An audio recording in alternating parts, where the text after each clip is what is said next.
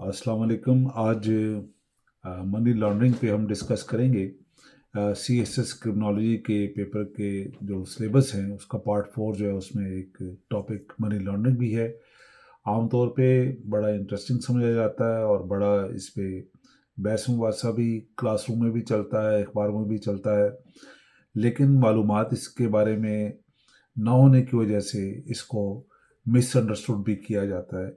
ये इतना आसान नहीं है जितना बज़ाहिर ये समझ आ रहा होता है। और दुनिया में मनी लॉन्ड्रिंग के बारे में जो एक हैरत अंगेज़ जो जो हकीकत है वो ये है कि ऑयल इंडस्ट्री और फॉरेन एक्सचेंज के बाद ये दुनिया का सबसे बड़ा बिजनेस है। मनी लॉन्ड्रिंग का वॉल्यूम आप इस तरह आप देख लें कि सिर्फ यूएस से 300 बिलियन डॉलर जो है हर साल वो मनी लॉन्डर होता है, सिर्फ यूएस से। और पूरी दुनिया में अगर इसका वॉल्यूम देखा जाए तो इसका एक मोहतात अंदाजे के मुताबिक 800 मिलियन से 200 ट्रिलियन तक का वॉल्यूम है अक्रॉस द वर्ल्ड। ये इतना बड़ा कारोबार है और इसको साबित करना बड़ा मुश्किल है, इसको समझना भी इतना ही मुश्किल है। इसकी डेफिनेशन हम देख लेते हैं क्या है। The process of डिस्गाइजिंग the proceeds of crime in an effort to conceal there illicit origin. Illicit जो ओरिजिन है वो इम्पोर्टेंट है इसमें। And legitimise their future use. ये तो दो तीन चीज़ें हैं कि पहली बात यह है कि ये इलीगल मनी है और इसको लेजिटिमाइज कैसे करना है फ्यूचर यूज़ के लिए। तो ये जो प्रोसेस है इसको हम आमतौर पे मनी लॉन्ड्रिंग कहते हैं। लॉन्ड्रिंग से आमतौर पे मैं इसको आसान तरीके से इसलिए कहता हूँ जिस तरह आप कोई लॉन्ड्री करते हैं, कपड़े वॉश करते हैं, तो अगर आपके पास गंदे कपड़े हों, वॉशिंग मशीन हो, डिटर्जेंट हो, क्या अगर ये तीनों चीज़ें मौजूद हों तो हम समझते हैं कि लॉन्ड्री होगी? नहीं। लॉन्ड्री उस वक्त होगी जब ये चीज़ें एक प्रोसेस से जो गंदे कपड़े हैं वो वॉशिंग मशीन में जाके डिटर्जेंट की मदद मदद से धुल के बाहर आ जाएंगे, फिर हम कहेंगे कि लॉन्ड्रिंग का प्रोसेस मुकम्मल हो गया। अब ये तो लॉन्ड्रिंग का प्रोसेस है। इसमें एक पॉइंट और भी है कि अगर फ़र्ज़ करें कि ये तीनों चीज़ें जिनका मैंने ज़िक्र किया है कि कपड़े, डिटर्जेंट और वॉशिंग मशीन जो है, अगर ये मौजूद है तो हम साबित कैसे करेंगे? हमें कैसे अंदाज़ा होगा कि ये किसकी मलकियत है? ये सबसे इम्पोर्टेंट चीज़ है इसमें। अगर आपको ये तीनों चीज़ें मिल भी जाएँ, पैसा भी मिल जाए, उसके ट्रेसेस भी मिल जाएँ, उसकी इंटीग्रेशन भी आपको मिल जाए, लेकिन आपको ये ना साबित कर सकें ये किसके हैं, तो फिर भी ये क्राइम साबित नहीं हो सकता, क्योंकि आपको एक ऑफेंडर भी और एक क्रिमिनल भी इस सारे प्रोसेस में ढूँढना बड़ा ज़रूरी है। इसलिए मैं आमतौर पे कहता हूँ कि ये उन क्राइम्स में से एक क्राइम है जिसको साबित करना बड़ा मुश्किल है। और आमतौर पे क्योंकि बड़े लोग कर रहे होते हैं, इन्फ्लुएंस वाले लोग कर रहे होते हैं, तो आमतौर पे इनकी इन्वेस्टिगेशन भी मुश्किल होती है। आमतौर पे पुलिस में आप देखते हैं कि सब इंस्पेक्टर लेवल के लोग केसेस कर रहे होते हैं। हाई प्रोफाइल केसेस में बाज़ औक़ात एसपी लेवल के ऑफिसर को ये ज़िम्मेदारी इन्वेस्टिगेशन मिल जाती है, लेकिन फिर भी उसको नीचे का अमला सब इंस्पेक्टर या इंस्पेक्टर चाहिए होते हैं जिनकी एजुकेशन इतनी नहीं होती, जितनी उनकी अंडरस्टैंडिंग नहीं होती और ग्लोबल ट्रेड को नहीं समझ सक रहे होते। तो ये सारी चीज़ें जो हैं वो एक किस्म की मसाइल हैं जो इस मामले को हल करने में मुश्किलात पेश करती हैं। आम तौर पे इसकी जो सूरतें हैं वो क्या होती हैं? कैश इंसेंटिव बिजनेसेस नंबर 1 है। कैश इंसेंटिव बिजनेसेस इन मुल्कों में, यूरोप में या अमेरिका में कार वॉश है जहाँ पे रोज़ाना लोग आ रहे हैं, या पाकिस्तान जैसे मुल्कों में या थर्ड वर्ल्ड कंट्रीज़ में रिटेल बिजनेसेस हैं जहाँ पे आप अपनी मर्ज़ी के कैश फ्लो को ज़ाहिर कर सकते हैं और जो रोज़ाना की ट्रांजैक्शन है उसमें आप हेर फेर की मदद से अपने इलीगल पैसे को लीगल कर सकते हैं। दूसरा इसका जो तरीक़ाकार है, जो आम तौर पे जो लॉन्ड्रिंग का जो जो है वो बल्क स्मगलिंग है। जैसे एक बॉर्डर से दूसरे बॉर्डर को बैगों में करेंसी लेके आप क्रॉस कर जाएँ, तो बल्क जो स्मगलिंग है वो इस तरह की जा सकती है। और तीसरी जो है वो ट्रेड बेस लॉन्ड्रिंग है। ट्रेड बेस लॉन्ड्रिंग में आमतौर पे आपने देखा होगा कि लोग अंडर इनवॉइसिंग करते हैं और फिर उसको महंगी चीज़ पे बेच के तो इस तरह ज़्यादा प्रॉफिट शो करके अपने लीगल पैसे को लीगल शक्ल में ले आते हैं اور جو سب سے آسان ہے، جو پاکستان میں کوئی بھی اسٹوڈنٹ سمجھ سکتا ہے کہ وہ کیا طریقہ کار ہے، تو وہ ریئل اسٹیٹ کا بزنس ہے۔ آپ نے دیکھا کہ ہمارے ملک میں آرمی سے لے کے بزنس مین تک ہر آدمی اس کاروبار میں لگا ہوا ہے۔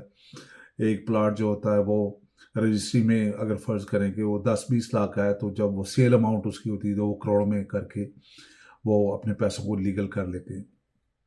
تو یہ سارے وہ ایشوز ہیں جس کی وجہ سے اس سارے کے سارے پروسیس کو کافی کمپلیکس سمجھا جاتا ہے، اور یہ انفیکٹ کمپلیکس ہے بھی ہے، اتنا سمجھا جانے کی والی میتھ بھی کوئی نہیں ہے۔ اور عام طور پہ اس کی 4 سٹیجز ہیں۔ لوگ سمجھتے ہیں کہ 3 سٹیجز ہیں، لیکن میں سمجھتا ہوں کہ 4 سٹیجز ہیں۔ پہلے ہم 3 سٹیجز جو عام طور پہ لوگ کہتے ہیں ان کا ذکر کر لیتے ہیں کہ پلیسمنٹ کا مطلب یہ ہوتا ہے کہ آپ کسی بھی جگہ پہ ایک پروسیس کو شروع کر دیں، دوسرا لیئرنگ ہے اور تیسرا انٹیگریشن ہے۔ لیکن ان پلیسمنٹ، لیئرنگ اور انٹیگریشن سے پہلے ایک ضروری ہے جس کو میں سمجھتا ہوں کہ پریڈیکیٹ کرائم۔ اگر فرض کریں کہ کوئی رقم یا کوئی پیسہ ایک جگہ سے دوسری جگہ پہ ٹرانسفر ہو بھی گیا ہے، تو آپ یہ کیسے ثابت کریں گے یہ اللیگل ہے؟ اللیگل ثابت کرنے کے لیے وہ جو بنیادی جرم ہے اس کا بھی آپ کو پتہ ہونا، اس کا لنک کرنا بھی ضروری ہے۔ اگر بنیادی جرم کا آپ ثابت نہیں کر سکتے تو آپ منی لانڈرنگ کو بھی ثابت نہیں کر سکتے۔ کوئی بھی آدمی اپنے ایک پیسے کو لے کے دوسرے بینک میں جا کے کسی تیسری جگہ پہ انویسٹ کر سکتا ہے اور واپس اس کو اپنے بینک میں لا سکتا ہے، تو اس کا مطلب یہ نہیں کہ منی لانڈرنگ ہو گئی ہے۔ تو منی لانڈرنگ کے لیے ضروری ہے کہ پہلے یہ ثابت کیا جائے کہ یہ پیسہ اللیگل ہے۔ اللیگل ثابت کرنے کے لیے اس وقت اس کے خلاف جب یہ کرائم ہوتا ہے اس وقت اس کی رپورٹ ہونا بڑی ضروری ہے۔ اگر اس وقت یہ رپورٹ نہیں ہوا تو پھر بھی فائدہ کوئی نہیں، اس لیے یہ کمپلیکس ہوتا چلا جاتا ہے۔ اس کی ہر سٹیج ہی اتنی ڈیفیکلٹ ہے کہ آپ اس کو آپس میں جوڑ نہیں سکتے، لنک نہیں کر سکتے۔ مثال کے طور پہ کرپشن ہے تو اس کا کوئی نہ کوئی وقوع ہونا چاہیے، رپورٹ ہونا چاہیے کہ کس جگہ پہ یہ کرپشن ہوئی ہے۔ اگر رشوت کی شکل ہے تو پھر بھی پتہ ہونا چاہیے، فراڈ اگر ہوا تو وہ بھی اس کا ایویڈنس بھی موجود ہونا چاہیے۔ ڈرگ یا ہیومن ٹریفکنگ ہے تو وہ انسیڈنٹ بھی کسی نہ کسی جگہ پہ اگر وہ لا انفورسمنٹ کی رجسٹرز میں نوٹ ڈاؤن ہوا ہے تو پھر ہی وہ جرم ہے، اور اس کے بعد پروسیڈز کی بات بھی کی جا سکتی ہے۔ انوائرمنٹل کرائم ہے، جیسے پاکستان میں آسان ترین جو مثال ہے اس کی، جو لکڑی جنگل میں سے بیچ کے پوری دنیا میں یا پورے پاکستان میں ڈاؤن ورڈ بیچی جاتی ہے، اور اس کے علاوہ ٹیررزم کے لیے جو فائنینسنگ ہے، یہ وہ سارے کے سارے کرائم ہیں۔ لیکن ان کرائم کا اگلی سٹیجز کے ساتھ ملنا بڑا ضروری ہے۔ اگر آپ ان کے ساتھ نہیں ملا سکتے تو یہ کرائم نہیں ہے۔ آپ پلیسمنٹ کی سٹیج پہ جاتے ہیں کہ اگر ایک کرپشن کا پیسہ آ گیا، ایک فراڈ کا پیسہ آ گیا، ہم نے ڈرگ ٹریفکنگ یا ہیومن ٹریفکنگ سے پیسہ اکٹھا کر لیا، تو آپ اس کو پلیس کر رہے ہیں کسی جگہ پہ۔ اور پلیسمنٹ کیا ہے؟ Initial introduction of criminal proceeds into the stream of commerce. آپ نے کسی جگہ پہ یا بینک میں، یا آپ نے کوئی پلاٹ لینا ہے یا کوئی بزنس خریدنا ہے، ایسی جگہ پہ جا کے آپ نے اس کو پلیس کر رہے ہیں کہ جہاں پہ اس سے آپ لیگلی اس کو ثابت کر سکیں کہ یہ ہمارے پیسے ہیں۔ اور یہ سب سے ولنریبل پروسیس وہ یہی ہے جب پلیسمنٹ ہے، جب لوگ اس کو خریدتے ہیں۔ میں نے پہلے بھی کہا کہ جس طرح پراپرٹی ہے، تو اگر 1 کروڑ کا پلاٹ ہے، اگر اس کو انڈر انوائز کر کے لے لیا جائے اور بعد میں پھر اس کو کئی گنا زیادہ قیمت بیچ دیا جائے، تو یہ بھی ایک طریقہ کار ہے۔ لیئرنگ انوالوز، جو اگلی سٹیج ہے تو وہ تیسری سٹیج ہے۔ Layering involves distancing the money from its criminal source, movement of money into different accounts. اور یہ وہ طریقہ کار ہے کہ جب آپ نے لیئرنگ کرتے ہیں، آپ اس کو لے کے جاتے ہیں۔ پلیسمنٹ میں پچھلے دنوں میں جب پاکستان میں آج سے 5 سال پہلے کچھ ایشوز ایسے آئے تھے، جو پاناما اسکینڈل جس کو کہتے ہیں، پاناما یا ورجن آئلینڈ وہ جگہ ہے جہاں پہ ٹیکس ہیون ہے۔ جب وہاں پہ آپ کسی طریقے سے پیسے لے جائیں تو وہاں کا قانون آپ سے نہیں پوچھتا کہ یہ اس کا سورس کیا ہے۔ تو کسی طریقے سے جو منی لانڈر ہے وہ اپنے اللیگل پیسے کو ٹیکس ہیون، جو دنیا میں 6-7 جگہ ہیں جن میں پاناما اور ورجن آئلینڈ وغیرہ ہے، وہاں پہ لے جاتے ہیں۔ وہاں کے قانون کہتا ہے کہ جناب ہمارے بینک میں جب آپ پیسہ لے کے آئیں گے تو ہم اس کا سورس آپ سے نہیں پوچھیں گے۔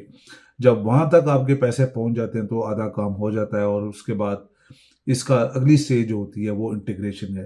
کیونکہ جب آپ بینکنگ چینل سے کسی اور جگہ پہ بینک پیسے ٹرانسفر کرتے ہیں تو اس وقت اس کا سورس نہیں پوچھا جاتا، اور اس پروسیس کو انٹیگریشن کہا جاتا ہے۔ جب پاناما یا ورجن آئلینڈ سے پیسے واپس یورپ یا کسی اور کنٹری کی طرف جاتے ہیں تو اس وقت اس کا سورس نہیں پوچھا جاتا. اور انٹیگریشن جو ہے اس پروسیس کا آخری حصہ ہے. The last stage in the laundering process occurs when the laundered proceeds are distributed back to the criminal. It creates appearance of legitimate wealth.